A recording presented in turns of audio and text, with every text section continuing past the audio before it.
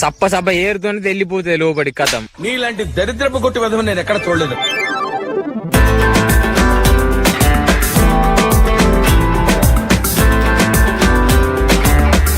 మొత్తం కడగానంటే king punch అయితే మన ఈపులు సాప్ అయితే వరకే మొత్తం అన్ని తడిసినాయి లోపల. మనకు తడిసినాయి, దానికి తడిసినాయి. ఉండదు ఇంకా మధ్య ఎనగలు గిన్నెగలనే అనుకో ఎడబట్టున్న ఆడబడితే అవి